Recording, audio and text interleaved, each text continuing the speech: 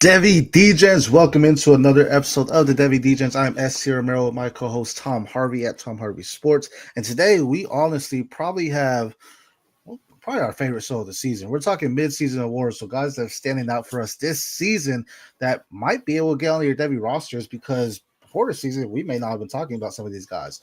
All that and much more though right after our intro. Breaking down the hate, man, we call it like we see it. Finding all the gems while the rest just sleeping. Freshmen to the league, we ahead of the curve. Picking out the next star, put them on the reserve. From the big time schools to the deep cut finds. Gotta know who's next when it's draft day time. Stock rising, playmaking, watch them ball out. Devy Degens, yeah, no doubt. Yo, it's time to talk the future Devy style. Prospects rising, diamonds shining. Only the real ones grinding. Welcome to the Devy Degens, let's go. Let's go!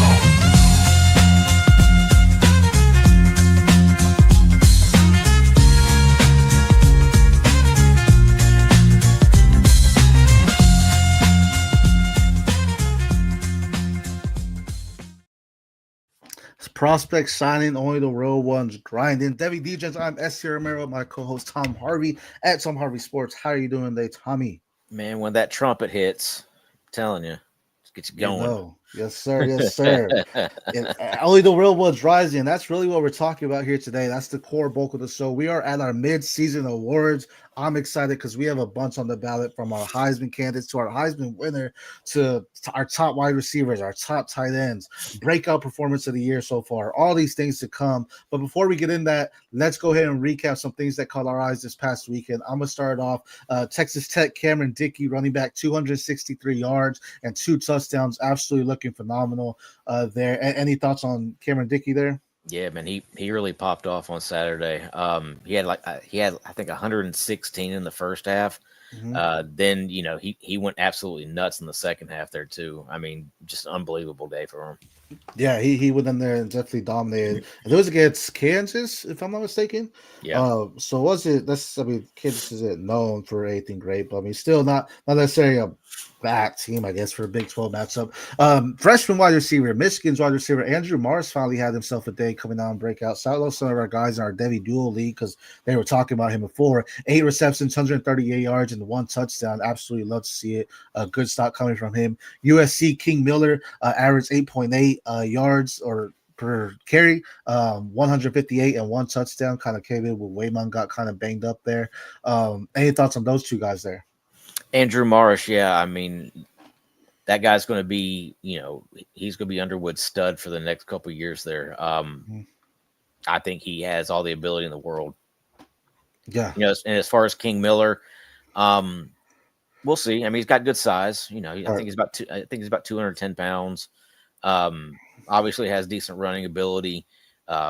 With him basically being the third back now moved up to the one, RB1 there, at least for the next couple of weeks there at Southern Cal, he can really, really improve his stock too.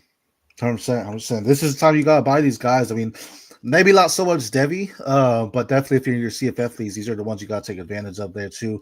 Iowa State, Abu Sama, we've been waiting for a big game from him. 7.4 yards per carry, 177 yards and 2 touchdowns. Another running back had a big game. Pittsburgh Desmond Reed, and this was on the receiving game. It didn't really do much on the running back game, but receiving 8 receptions, 155 yards, and 2 touchdowns. Yeah, it's kind of what I was talking about last week. If he can make that move, that kind of full-time move when he gets to the next level to that, that kind of slot receiver, I think he's got a future.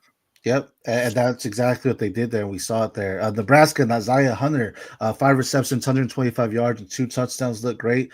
TCU, Eric McAllister, 4 receptions, 156 yards, and 2 touchdowns. 7 touchdowns in the past 3 weeks. Eric McAllister definitely needs to be rising someone on your Devy boards. Do you agree? Yeah, I mean, big 6'4" wide receiver who's able to run. Obviously a big play type of guy. Yeah, I mean, I would say so. Yeah, I mean, For sure. I wouldn't put him on the same level as like a Chris Brazzell, but I mean, he's. Agreed. Very similar type of player. Which is a benefit though, because if he's not on that level, you're probably not taking how you took Quentin Johnston at the in your first round picks, where Eric McAllister, you probably take him a little bit later, but he could have the same impact of a Quentin Johnston in the right scheme as well. So love that. And then BYU, LJ Martin, 25 carries, just ran it down, 162 yards and one touchdown as well. LJ Martin, they're leaning on him at BYU as the pure runner there, and it's going to show he's definitely fixed his fumbling problem. Yeah, their big test is coming up this weekend when they play Utah. So. Oh yeah, as we've been saying, the Big 12 is up for grabs. So there's still tons of teams in the race. BYU is one of the undefeated ones. Texas Tech is one of the undefeated ones.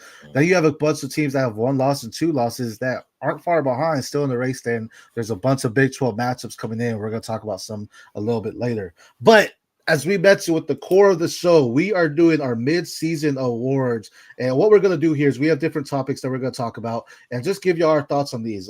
These are going to be not necessarily, I mean, they're going to be Devy related, but don't take this as our top 5 wide receivers and Devy, our top quarterbacks. This is all based on the season at hand and just guys that are impressing who we think are having the best season so far, okay? But let's go ahead and start off with our Heisman top 5 right now. I will let you go in with your top 5 there, Tommy, and then I'll follow up with my top 5 right now. Yeah, with my top 5, I'm going to go with Fernando Mendoza, the quarterback at Indiana, number 1. Number 2 is Carson Beck out of Miami. Number 3, Marcel Reed, Texas A&M. Number 4 is Ty Simpson, Alabama. And number 5, Mekhi Lemon, wide receiver, USC. Beautiful, beautiful. I do have somewhat similar there, a little screwed different ranks there. Mendoza is my 1 after going into Oregon in Autzen, beating Oregon there. Phenomenal win. Maybe if it was in Indiana, I don't know. I may put someone else ahead of him, but it was in Autzen. You know that stadium's loud and crazy, and he went out there and got the dub. Got to put him at the 1, looking like a phenomenal athlete, potentially the 101 in NFL drafts, maybe rookie drafts. We'll see. Marcel Reed is my number 2, Texas A&M quarterback. I actually think he's doing phenomenal. He's honestly looking almost like a Johnny Manziel out there, just playing the game hard there. Mekhi Lemon, wide receiver at USC. You've been calling it since the jump, wide receiver 1. You've been saying the Almond Rock Cops. Mekhi Lemon is doing phenomenal. If you're not aware about Mekhi Lemon, you're not prepared for next year's rookie draft because he should be on your boards as one of the top wide receivers out the gate. Carson Beck for Miami.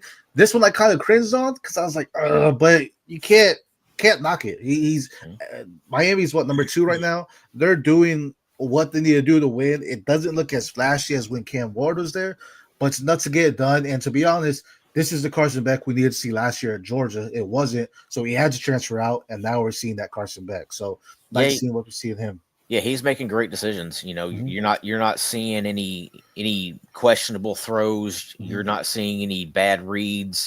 He's making all the right choices right now. Right, and he's showing that. That's what you want to see in a veteran. You see a lot of these veteran quarterbacks get transferred and stuff, and that's what you want to see when they come in making those smart decisions. Speaking of veterans in the league, Ty Simpson is my quarterback my quarterback out of Alabama at 5. Again, you're just seeing it. When we were knocking on him, he's not doing those things right now. He's winning. He's going out there. Big loss against Florida State. They turned it around, and now they're looking phenomenal. And Ty Simpson may end up taking, Alabama to the SEC championship. We'll see, though. He's got a big game this weekend. We'll see. Yeah, there's a bunch of huge games still coming up here. A lot of tests to tell. Our top 5 could be completely different when it's all said and done by the season's done, right? So that's what we have right now, though, for our top 5 Heisman. Let's go into our highest risers. We have a list of people here. Tommy, I'll let you talk about a few here, and then I'll mention a few as well. Yeah, I'm gonna throw a couple out there. Fernando Mendoza's got to be the absolute highest riser this year. 100%. He was a guy that was looked at being a late day 2, maybe early day 3 type of draft pick. Now he's getting top end of the first round type of love. Right. So if with that type of potential draft capital, you got to take him seriously. He's a guy who needs to be rostered in every league.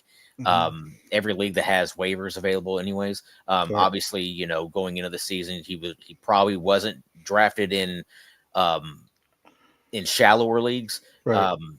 So he's probably still gonna be sitting out there whenever it comes rookie draft time. Right. He'll probably be that 1-1 pick in your rookie drafts. Then my next guy, Kewan Lacey, running back out of Ole Miss.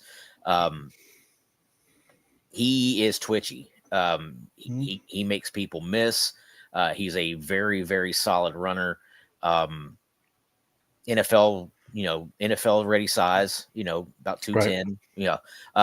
So he's got good size. And he's fast. He can make people miss. He can outrun people. And he's putting up a big season. And then my next guy is Chris Brazzell, wide receiver at Tennessee. He's probably the highest riser as far as wide receivers go. Yeah. A lot of people really weren't even thinking about him. He wasn't on anybody's radar coming into the season. He was thought of as being probably a day 3 pick at best, maybe even an undrafted free agent. But now he is making his way up. He's probably a early day 2 guy, honestly, which as a wide receiver, that probably puts you in top 5 wide receiver range. Oh yeah. And for the draft class.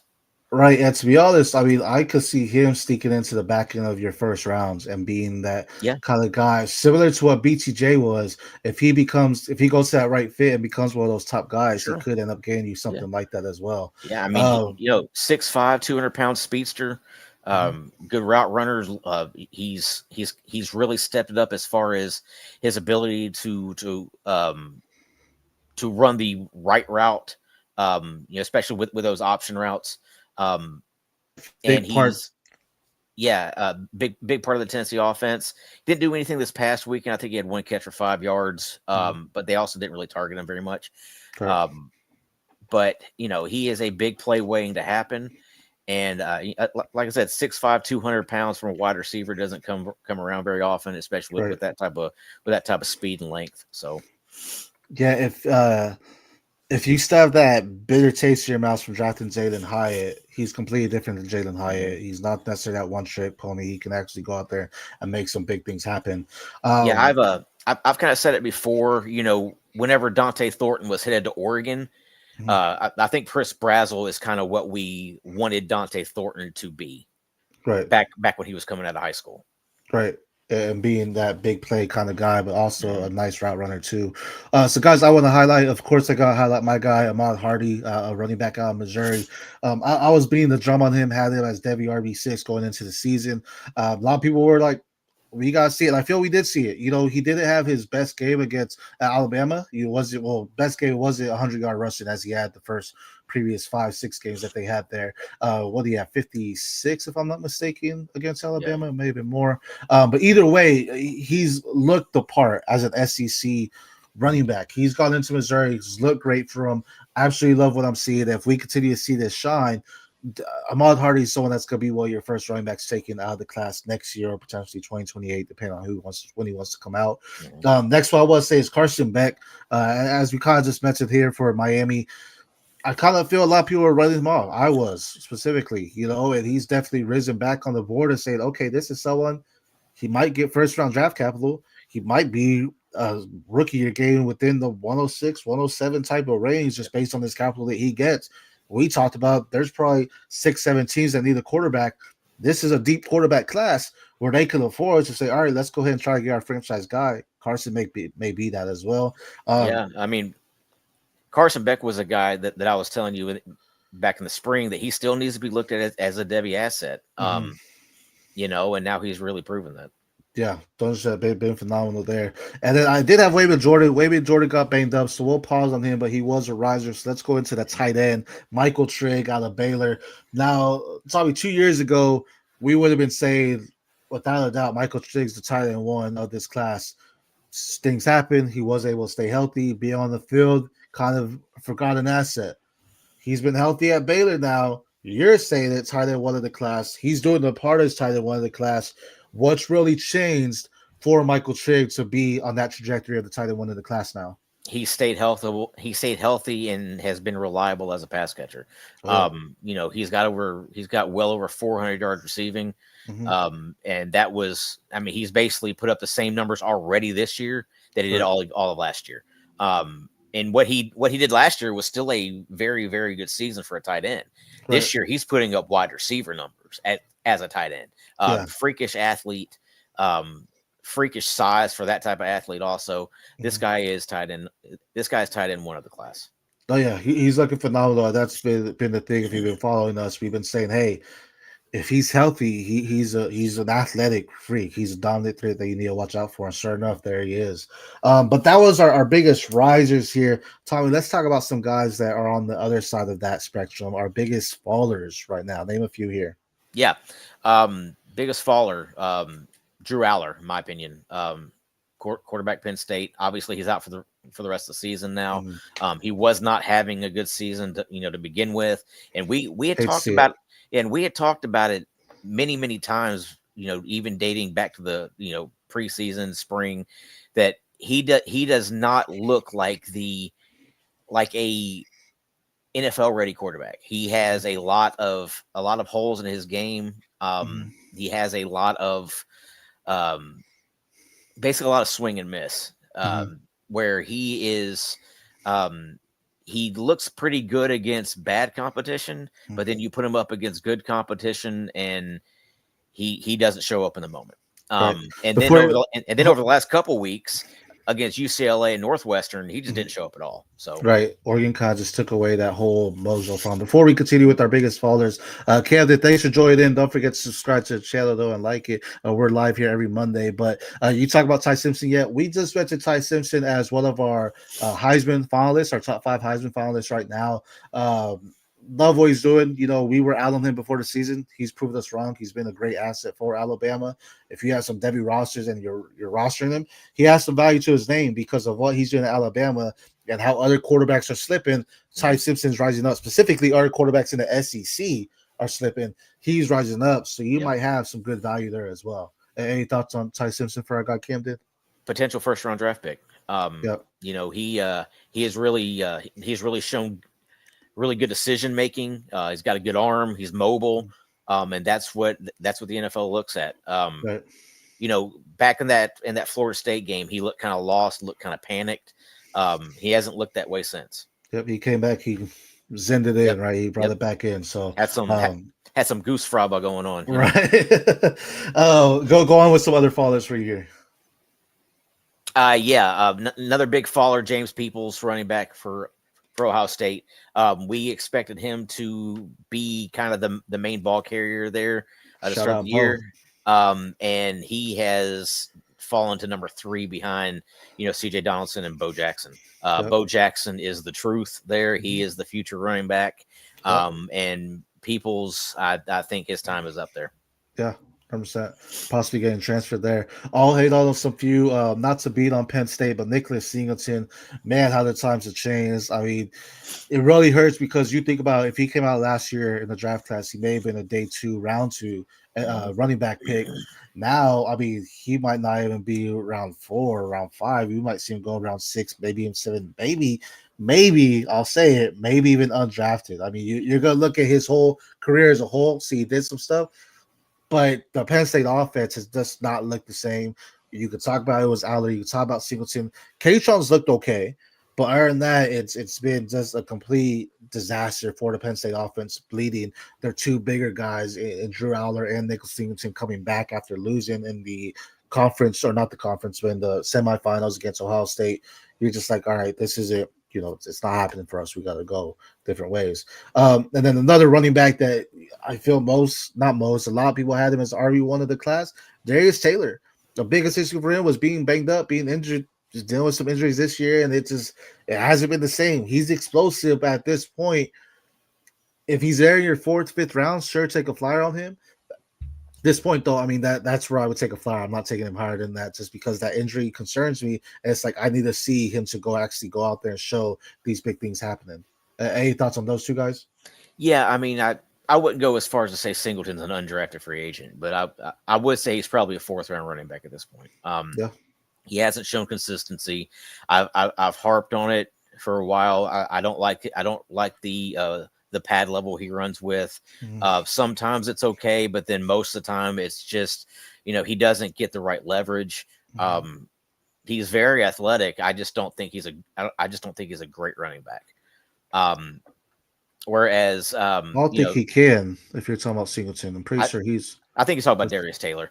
Oh, okay, gotcha. Yeah, probably Minnesota. Yeah, for sure. But Darius Taylor, man, he's got to stay healthy. he's showing more and more that he can catch the ball out of the backfield, which I do like. I just don't like how much time he stays off, that he stays off the field. Kind of like CJ Baxter. CJ Baxter would, if healthy, would be RB1, but he can't stay healthy. So, I mean, is he ever going to be? Right. Be anything like that. And yeah, speaking of Baxter, I was going to highlight that too, because Baxter's safety, if he's healthy, he's great, but he hasn't been. And then his teammate Ryan Wingo, who we thought was going to be a top wide receiver in this class, has fallen drastically as well, and he just hasn't been the same. Of this class, I meant 2027, excuse me. Just hasn't looked the same. Granted, he has another year, so he could definitely change it around, but just hasn't looked the same as what we thought would happen this year with Ryan Wingo there as well. That whole offense looks bad. Right. Yeah, it just looks not the best. Luckily, Arch can sit another year and still have it there. Let's go into our best IDP, though, right now. We're going to bring in some defense for y'all. Tell me who your best IDP is. Yeah, I think it's hands down Ruben Bain from Miami. Love it. He may be the first overall draft pick in the upcoming draft. And just the way he's not tall, but he's long. And, that is kind of what hindered Derek Barnett when he was coming out. Was he wasn't very tall, but he also wasn't very long. So he didn't have the ability to kind of make those kind of longer moves that some guys do, like the swim moves and stuff like that. Didn't have the ability to extend his arms. Ruben Bain can. He's very, very quick off the edge. He is someone that I've come to an Ndamukong Suh off the edge. Just imagine a force like the Ndamukong Suh that has speed, has power off the edge. That's where I think of Ruben Bain. I've been saying it for a while that he's gonna be a top 3 draft pick. We're talking about him as potential 1. I see it. He's an absolute monster and should be considered. I 100% agree with this, Amir. Unfortunately, the Heisman is a quarterback award. It's not anything else award. So that's where we're at there. I mean, I guess Travis Hunter won last year, but that was outlier that we'll see. But I 100% agree. Bain should be in contention as it. But chances are it's very hard for a defensive. If Travis Hunter was just a quarterback, he would have been in contention. Let's just say that. Yep. My guy I want to hire, just so that's definitely risen. David Bailey, edge out of Texas. You talk about Bain. Let's talk about David Bailey just a little bit. 94 grade on PFF, leading the nation in total pressures, 44. Absolutely monster. He's risen himself into a first round draft pick as well, transferring from Stanford, if I'm not mistaken, to Texas Tech, looking absolutely like a beast, someone that has quick speed, knows how to get around the blockers on the edge, and just adds that constant pressure to the quarterback. To be honest, there's some nice edge rushers in this class, a pretty deep one as well, but it's probably going to be led by David Bailey and Ruben Bain. But both the guys are phenomenal. Both guys have opportunity to go out there and get some big picks and make big plays for your team and your IDPs, because they both will get sacks at that next level.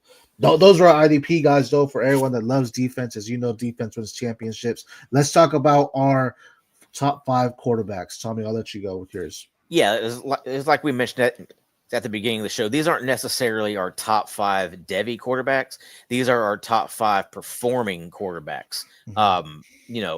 My top quarterback, Fernando Mendoza. I mean, he's my Heisman winner right now. I've got to put him in that top spot. Right. My number 2 is Sawyer Robertson. To me, he is potentially QB1 of this class. And actually, my top 3 guys are potentially QB1 of this class. I will say, just to cut you off there, I'm talking to a buddy of mine, and he was like, Mendoza's raised up to my QB1. And you turned me on him. I know my guy Spencer's turned me on him. I actually said I wouldn't be surprised if Sawyer Robertson becomes a QB1 of the class. I just want to highlight that, but he's looking phenomenal as well. Yeah. Sawyer Robertson, right close to 64% completion. He's got over 2,000 yards and 19 touchdowns already this year. I've been hyping him up all off season, moving into the season. I think this guy's a potential top 10 pick. My next guy here is Dante Moore. He's getting QB1 love also. This guy could, is potential top 5 pick, also. So we're looking there. Then my next guy, kind of off the radar, I've been talking him up a lot lately, Brendan Sorsby out of Cincinnati. close to 65% completion, 14 touchdowns to 1 interception passing, and another 5 touchdowns on the ground. This guy is a true dual threat guy. And I think if he doesn't come out this year, which he potentially could, I think he could push for QB1 of next year's class. And then my number 5 guy is Carson Beck out of Miami. There you go. Dude, I love that. Sorsby potentially QB1. And that's arguably a nice class too, coming in with the quarterbacks, right? But no, you absolutely love to hear that. I'll go with mine. Fernando Mendoza is my number 2, only because what I've seen in the advancement of this guy. Dylan Raiola is my number 1. I've just seen him progress from what we saw as his freshman flaws. Seems like he's really going in there. 1 loss for Nebraska, actually doing good things for Nebraska, and they're going to be a threat moving forward with Dylan Raiola at the helm there. Then Fernando Mendoza, Josh Hoover out of TCU is a guy, 1,800, just below 1,900 passing yards, 64.7% completion, 18 touchdowns to 6 interceptions. Look, Hoover looks a lot better than what Max Duggan looked like, in my opinion, at TCU. And it looks like he's going to be someone that's going to be on radars as well as a potential day 2 pick, just what he's doing with TCU right now. So keep an eye on him. Another guy, Darius Benson out of Duke, got to shout out my Blue Devils there.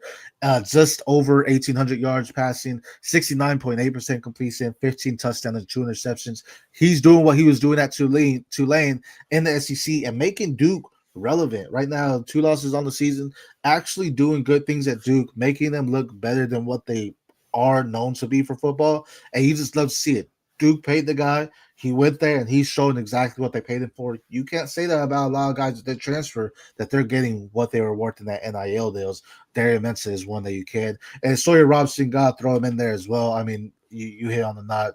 Absolute stud. And again, Big 12 is tough. Like, the competition there is very tight. But Sawyer Robinson is doing what he needs to do, potentially win the Big 12 as well. Yeah, it's very quarterback heavy, and they're in that conference. I mean, whenever you look at guys like Sawyer Robertson and Brendan Sorsby and Josh Hoover and Sam Levitt and Avery Johnson and Baron Morton, it's Devin Dampier, Bear Beckmeyer. I mean, Bear Beckmeyer. Yeah, Jalen Daniels is another one who's an absolute stud there. There's a ton of good quarterback. Rocco Becht is another. Yep. The Big 12 is QB central right now. For sure. No, I absolutely love it. Those were our top 5 quarterbacks, though, and some we want to highlight. Let's go into our running backs. I'll let you start, Tommy. My top 5 running backs. I'm going to start off with Ahmad Hardy out of Missouri. He's been the best running back in the country so far this year. My number 2 guy is Justice Haynes out of Michigan. He has been outstanding. He has been everything we wanted him to be since he came to college. Over 700 yards, averaging over 7.4 yards a carry, 8 touchdowns already. This guy is potentially RB1 in Devy. He's potentially the RB1 in this next draft class. Him and Jeremiah Love are, they're going to battle for that. Then my next guy is Kewan Lacey out of Ole Miss. I kind of talked about him earlier. Jonah Coleman's my next guy.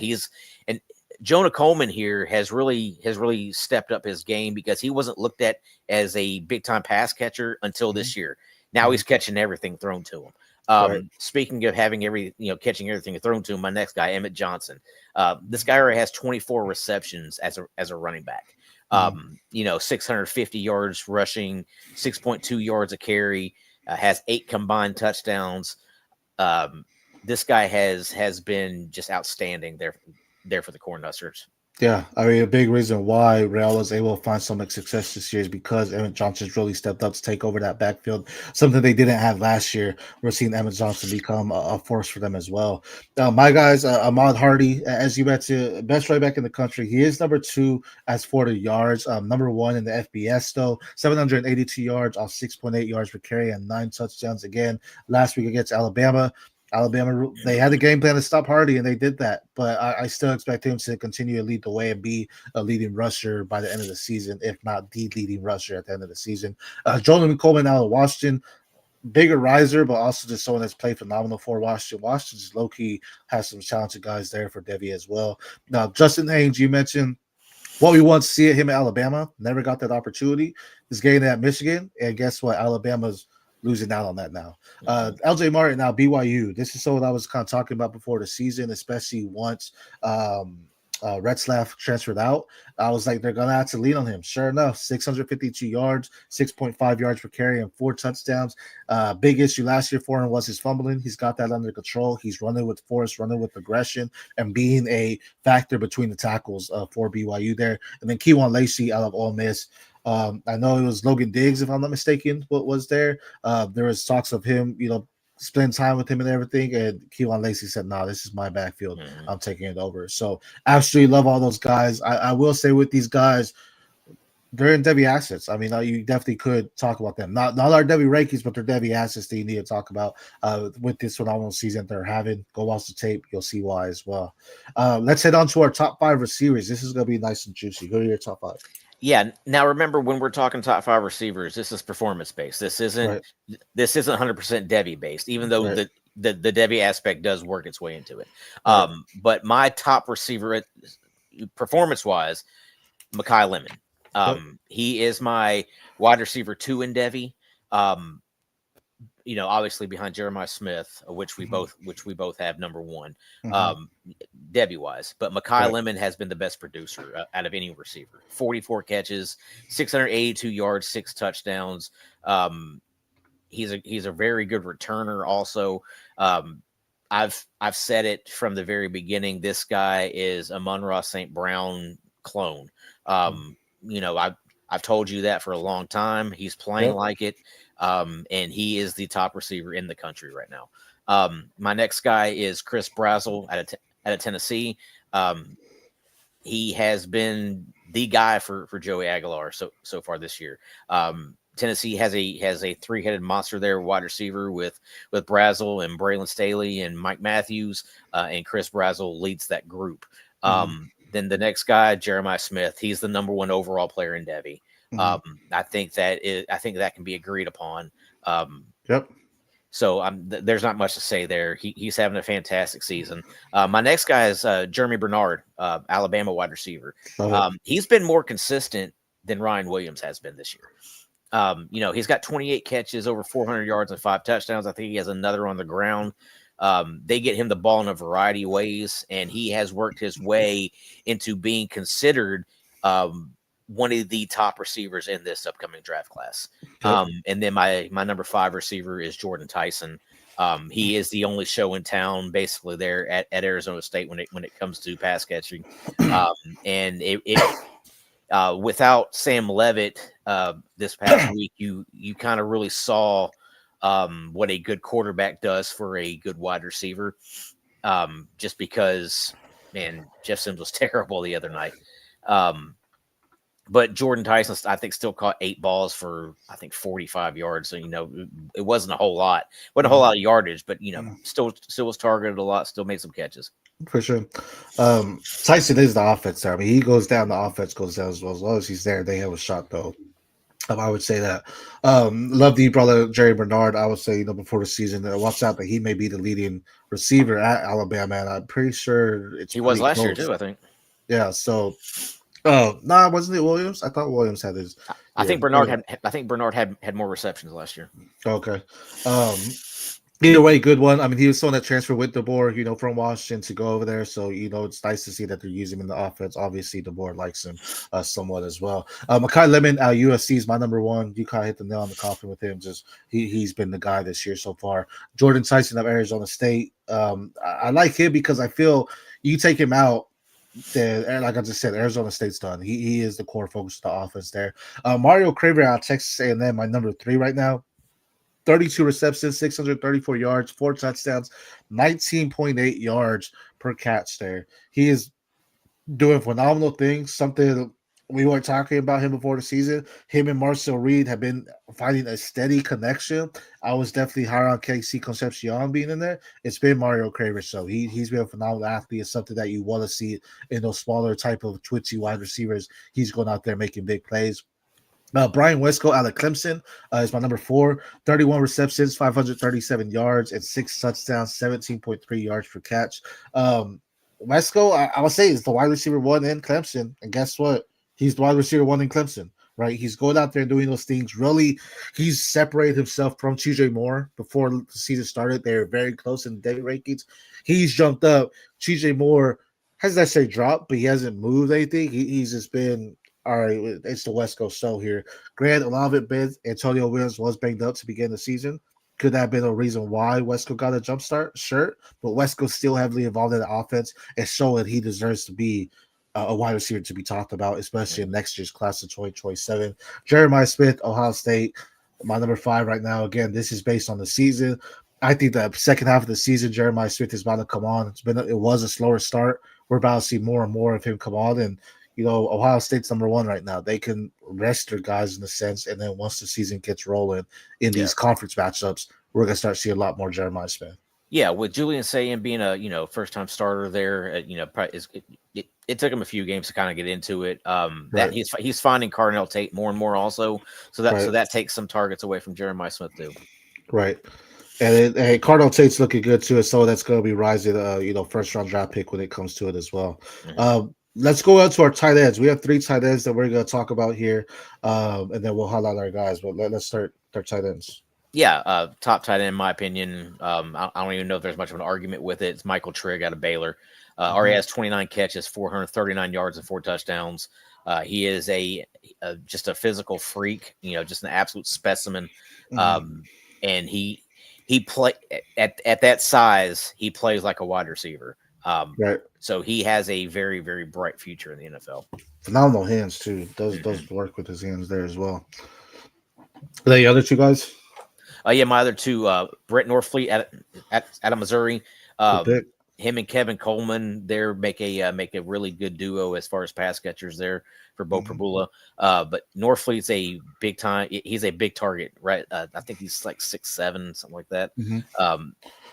Big target. Has pretty good hands. You can split him out wide, and he's able to run. The next guy is Joe Royer for Cincinnati. He is Brendan Sorsby's number 1 target there. And whenever he went down for part of the game, a couple weeks ago, that Cincinnati offense didn't quite look the same. But as soon as he came back, it immediately picked right back up. Changed completely. You love to see that as well. And always keep in mind with these tight ends, Brock Bowers is that outlier having those 1,000-yard seasons, stuff like that. These tight ends are still gotta watch them for what they are. Michael Trigg is my tight end 1 as well. Then we're gonna go into Daquan Wright out of Ole Miss. 16 receptions, 359 yards, and 3 touchdowns. Look, it's the Kejuan Lacey show. Ole Miss. Daquan Wright's getting his when he can, though. He's becoming an effective blocker, but also being a guy that can, open the field up for them as a threat in the pass catching as well. And then Eli Stowers out of Vanderbilt.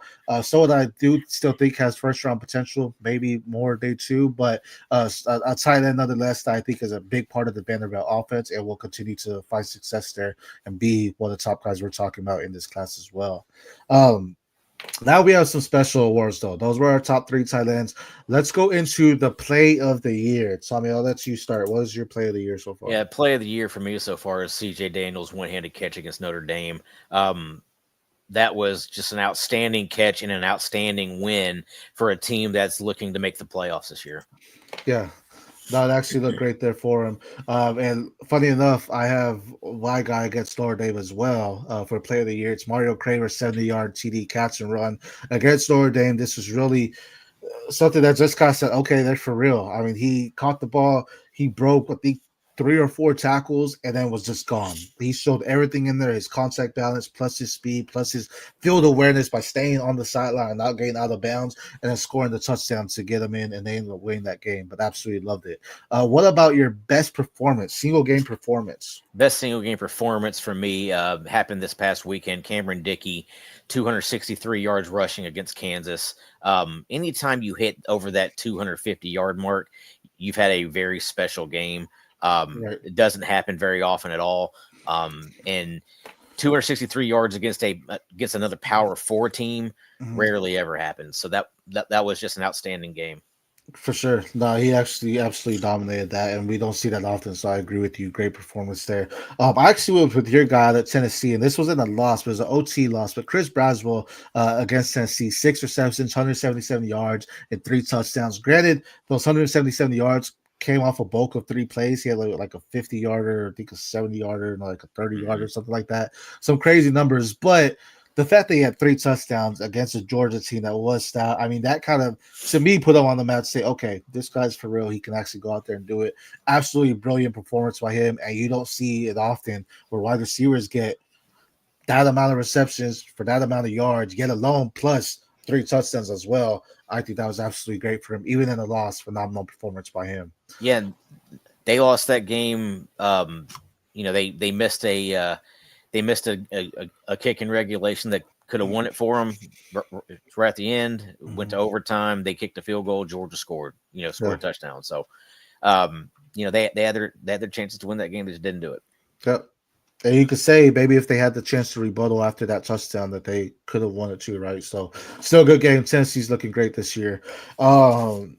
Let's go into the telltales right now. If we were doing the Heisman today, who is our Heisman winner? Oh, it's Fernando Mendoza. I don't know if in my opinion, I don't think there should be much of an argument there. Okay. He has been maybe one other guy could have an argument, and I think you're about to make it. But I think Fernando Mendoza is the hands down Heisman winner in my opinion. Sure. He has, he's put up great numbers. And even beyond the numbers, even in the games where he didn't have just huge numbers like this weekend against Oregon, he still did what needed to be done to get the win. And it was a kind of a lopsided victory also. I mean, it was a 30-20 win in Autzen Stadium. It wasn't particularly close either. Mm-hmm. Yeah, it was. I mean, I was watching that game, and it was just he looked confident. I mean, Oregon was trying to bring the pressure, and they just couldn't get it to him to have him falter and change his mojo, his morale. He was confident in the pocket, and he delivered on his throws. Shout out Elijah Sharan, who just tore up Oregon as well. Big part, though, is Fernando Mendoza is able to be patient enough to let his guys get open, and that's exactly what it did. For the sake of the argument, I'm going to say Texas A&M quarterback Marcel Reed. Reason being, I like Fernando Mendoza. I feel you could put Mendoza take him out, put another quarterback in there. You could have maybe not the same, but you could have some similarities in what they're doing in Indiana. Marcel Reed has changed the way A&M. I feel some people will rip them off, especially with Arch Manning coming in and being Texas quarterback. You have Nussfire, LSU.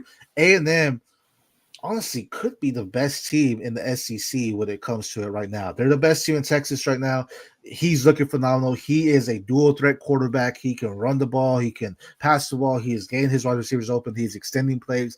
I'm absolutely in love with Marcel Reed. It does not surprise me if he ends up winning it. And I will say this, because we're doing it right now. Let me pull it up real quick here. Give me 1 second if I can get someone here. With him, with A&M, if A&M goes undefeated, they're definitely winning. But I want to just tell you their schedule, because this is going to be the telltales. Right now, you can say it's been kind of easy. UTSA, Utah State, Notre Dame, Auburn, Mississippi State, Florida. They get at Arkansas, at LSU, at Missouri, versus South Carolina, versus Stanford, at Texas, in the Battle of Texas.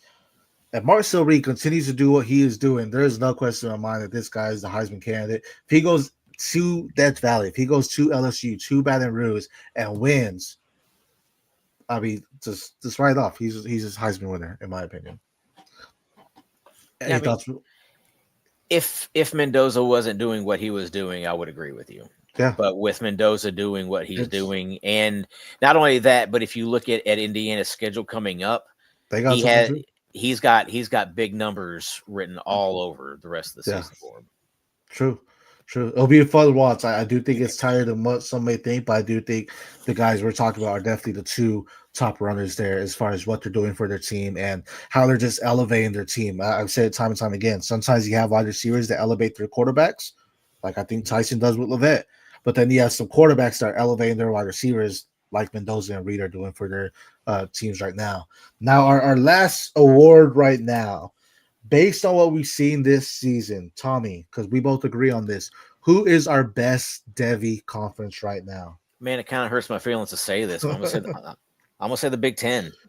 As far as top end Devy assets, I think it's the Big Ten. Whenever you look at Fernando Mendoza and Dante Moore, quarterback, you look at Jeremiah Smith and Carnell Tate and Denzel Boston and, Andrew Marsh and Nick, and then Nick Marsh and, just a tons of guys there. And then Jonah Coleman and, I think top end of the Devy spectrum, you're looking at the Big Ten, right?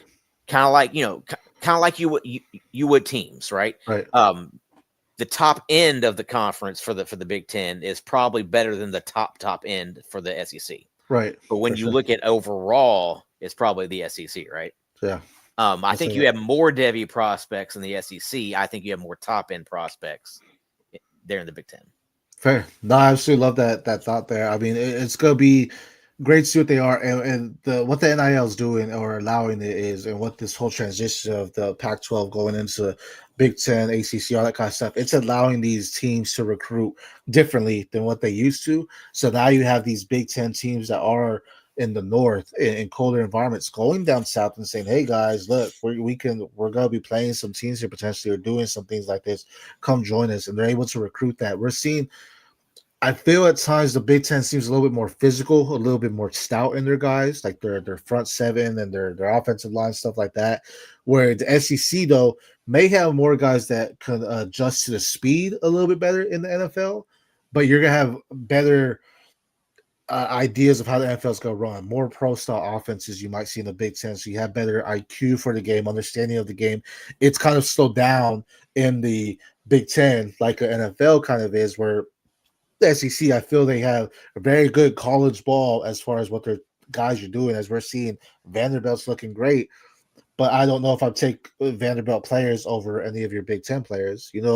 So it's looking of that nature to me. But I agree, Big Ten right now, top end, the best Devy conference you want. I think we're going to see a lot of Big Ten players go early in our first round rookie drafts, and we're going to see a lot more Big Ten players possibly go in the first round of the NFL draft than we will see SEC just based on what they have. But as you mentioned, I mean, overall, we're going to see more SEC players go. But if you're looking best of the best, your Devy is going into the Big Ten as well. Those were our awards for it. As we mentioned, that was an exciting episode for us, as we just wanted to get in and tell y'all some of these things that are happening. Before we get into our games of the week, though, we know a lot of y'all play DFS, your daily fantasy sports, and we want y'all to make sure you're doing everything we have. So we have a quick little intro here for our guys to tell you what you should be doing for your DFS. So let's put our hoodie on and let's talk about Player Profiler's DFS Dominator. It has a cash game optimizer that leverages the projections from Billy and Bradley and Evan and that Player Profiler AI engine to create cash game lineups that certainly have a high floor, but also give you that ceiling. Now, you've probably heard about the most powerful tool of all, our Lineup Genius. We know winning GPPs requires a completely different approach, which is why our Lineup Genius takes you through the process of selecting the quarterbacks in the juiciest matchups. Then it highlights the stacks and runbacks that are available, lets you pick the chalk level, lets you pick the level of correlation with a number of other proprietary settings available to you. Click a button and it generates hundreds of lineups to be imported into FanDuel and DraftKings. And it's just $45 a year, not a week, a year. So go fight fire with a Player Profiler DFS Dominator.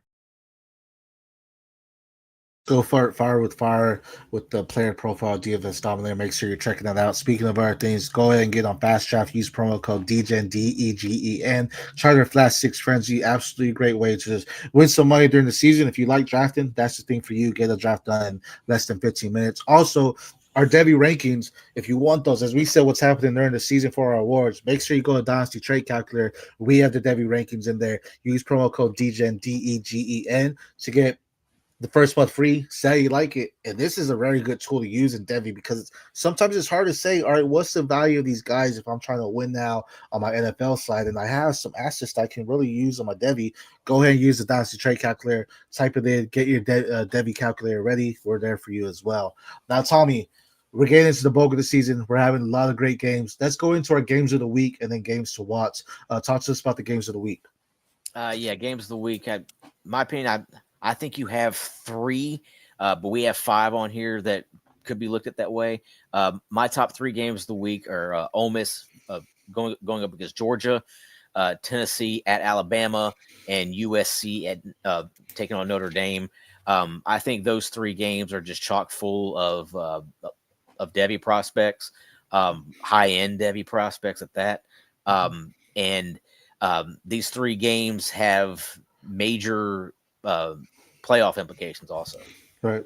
And you mentioned those. I absolutely love all those. I mean, you talk about Georgia, Ole Miss, that's 5 versus 9, Tennessee versus Alabama, 11 versus 6, USC versus Notre Dame, 20 versus 13. I will say, I'm going to go on record and say this, Notre Dame should not be in the top 15. You have 2 losses. I don't think they should be in the top 15. You have better teams that are ranked lower than them that have less losses. That's just my opinion. LSU versus Vanderbilt, number 10 versus 17. This is a game of the week because Vanderbilt, if they go in and upset LSU, I mean, it's possible. They're at home. They have a big opportunity to go out there and do it. They're looking stronger than ever this year. This is possible it happens. So we could see just an upset happen to make it into potential game of the week. And then Utah number 23 versus BYU number 15. BYU undefeated. Utah has 1 loss. Devin Dampier out of Utah is looking like a stud. Bear Beckmar, freshman out of BYU, looking like a star. This is going to be a great battle of the quarterbacks. Utah has a better defense, in my opinion, but BYU might have that better offense all around. So it's going to be nice to see this, and this could really change the trajectory of what the Big 12 may shape out to look like in the end as well. But speaking of that, there's plenty of games to watch just this weekend. Tommy, let's go through a list of them here. Tell us some of the games to watch. Yeah, you got Missouri going up against Auburn. Really want to see Ahmad Hardy going up against another good defense here with Auburn. Auburn caught a ton of bad breaks in that game on Saturday against Georgia. Man, a couple of those calls were absolutely horrendous. Yeah. But, pretty fun matchup there with Ahmad Hardy against that Auburn defense. Texas playing Kentucky. That Texas offense has to kind of take another step to be considered, to kind of be considered legit, right? I will say just to say on that, I put that one on there. Texas got back into the top 25. They're 21 now. Yeah. They had to use the momentum of beating Oklahoma the rest of the season. Kentucky should be a cakewalk match, but we've also thought some other games should be cakewalk, and they're not looking good. We need to see this offense really rumble in to say, all right, we have this momentum. Let's build off it there. Yeah, there's been very little consistency with that Texas offense. They need to take it to another level. Right. Then their next game here, we got Oregon against Rutgers. Is this at Rutgers? Is this in Piscataway? Yep. Okay. That's a cross country traveling match right there for Oregon, coming off a loss. I'm not going to say that this is they're on upset alert here, but this is kind of a dangerous game, having to travel across the country after a loss like that. Right. And we just saw it happen at Penn State where that momentum gets drained out of you. Oregon needs to bounce back after a loss and say, hey, we're still a top team. Honestly, they can't afford to have a close game or they're going to drop in rankings. They need to go out there and dominate. Yeah, I mean, that, it's like you said, happened to Penn State. They lost a close game at home, had to travel across the country that following week, ended up getting upset by UCLA. And now they've lost 3 straight because they just lost to Northwestern. So that type of thing can snowball if Oregon doesn't watch out. The next game here, we got Texas Tech going up against Arizona State. Be interested to see if Sam Levitt is back for this game. Same with Baron Morton for Texas Tech. I know both of them have kind of been banged up a little bit, but this is kind of a big time game here, especially if Sam Levitt does play. Low key a great quarterback matchup as well. I mean, you mentioned QB class, QBU in a sense is the Big 12 as far as college QBs. This is a great matchup with quarterbacks, assuming both are healthy and both are playing. Yeah, and Texas Tech is looking like the best team in the Big 12, but there's 6, 7, 8 teams that could still potentially win that conference. Which is crazy because we had Quentin Joyner as a guy that we liked, and he got banged up really early, missing the season. It's like, all right, maybe they don't have nothing. They got a nice team, though. You're right. Yeah. Then the next game we got here, we got Louisville playing Miami on, is it Friday? I believe. I think it's a Friday game. This is one of Miami's few remaining dangerous spots here. Louisville can upset them. And matter of fact, this may be my upset watch of the week here is Louisville over Miami. Miami should be on upset alert. I'm not saying it's 100% going to happen, but it's a definite possibility that Louisville can go into that game and beat Miami. Yeah. And then the next game we got We got Nebraska and Minnesota. Nebraska's jumped back into the rankings here, number 25. They got a dangerous wide receiving core with Hunter and Barney and Key. Yeah, and Dane Key. They have a really good running back. Another good option coming out of the backfield who can catch the ball. Right. Dylan Raiola has plenty of weapons. Right. Then we got Georgia Tech and Duke. Darian Mensah, Haynes King. Jamal Haynes and Nate Shepard. Pretty solid matchup there in the ACC. Georgia Tech's undefeated, I do believe, right? Yep, they are. So they're ranked 12th in the country. Yes, then we got a couple really fun ones coming up here. Washington against Michigan. Washington's got that three-headed monster with Damon Williams and Jonah Coleman and Denzel Boston. Michigan is kind of, Bryce Underwood and Andrew Marsh have really kind of formed a good connection there. And, not to mention, Justice Haynes. That's a really good three-headed monster there. This may be the game of the week, to be honest. We didn't even mention this one. There's two unranked teams that could be an absolutely fireworks show. Here's another one: Baylor against TCU. This is going to be the highest scoring game of the week. You got Sawyer Robertson going against Josh Hoover. Josh Cameron going against Eric McAllister. This is Bryson Washington. This game has tons of playmakers in it, and it's going to be a high scoring game. The Big 12, man. Every time I see these Big 12 matchups, I get excited because this is going to be a great matchup. Yep. Another game that could be a really high scoring game. SMU against Clemson. Two teams that really haven't played a whole lot of defense this year, but they both have the ability to score. Kevin Jennings is nasty. He's and Kate Klubnik has really turned it around over the last couple of games, and has had a nice couple of games with Bryant Wesco. For sure. So those three games right there could be really special. Right. Then the last couple of games we got here, we got Maryland going up against UCLA, Malik Washington, Nico Iamaleava. UCLA, since turning that offense over to Neuheisel, has really looked good. Maryland's had a couple sketchy losses over the past couple of weeks where they were up, and then a lot of the teams have come back and beat them. And then our last game here, we got Mississippi State at Florida. This is a dangerous game for Florida, man. If they lose this one at home, Billy Napier could be gone. Oh yeah, even with the 1-seed win. I'm just trying to pull it up real quick. UCLA. Sorry, I'm gonna comment on both. I just want to see the UCLA remaining schedule. Here it is. Because Nico's won 2. One of them being Penn State. Then they went to Michigan State and won. They get Maryland at Indiana versus Nebraska, at Ohio State versus Washington, at USC. They are. Let's just live in a world, because right now there's no way. I mean, they may beat Maryland with this game being in LA. Yeah, and they can maybe beat Nebraska, maybe. Okay. But the other games are not winning. So let's live in a realm, though. We're going into the multiverse here. UCLA wins out. So we're talking about they beat the number 3 right now, number 25, number 1, number USC, beat Washington, beat Maryland as well. They win out. What happens with Nico Iamaleava? I mean, he was a former potential 101 of draft class, QB1 of this class. Now it's looking like he's eligible for another year, I do think, right? Is he eligible? If I'm not mistaken. Yeah, he's draft eligible. He's a draft eligible. Yeah, so he could stay another year, though, as I mean. So let's say they win out. What does that do for Nico Iamaleava's draft stock if they win out? Because they're out the playoffs. They've already lost 4. But if they win out and he wins the last 6 against these teams, where are we doing with Nico Iamaleava? And he's having a great game too. Not just saying not UCLA's winning. Like, he's going out there 3-4 touchdown performances and wins based on what he's doing.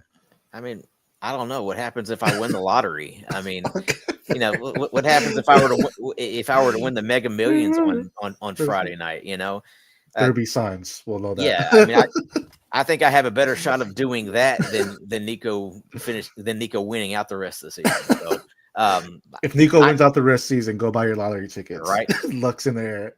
I think I have a better chance of sprouting wings and learning how to fly than that happening. So. Never say never. Anything's possible, right? Yeah, I think we can move on from that. Okay. And then Mississippi State at Florida, as you mentioned, Napier might be on the hot seat. Lagway is looking better. We've said it, with Dallas Wilson in the offense, it's a whole new offensive style because they actually have someone that could take away the bigger defenders or actually just be a true X for them. And they have their other versatile receivers they can move around. So I absolutely love that and what's going to continue to be happening for them. There's a lot of big things to continue to happen for Florida. Lagway slipped a little bit, had some bad games, but I mean, he's sophomore, first true season started all these weeks, all games. So there's a lot more growth to happen. But every game in the SEC, especially Mississippi State, it doesn't matter if they haven't won the game, if they won one game, two games. Mississippi State always has opportunity to upset.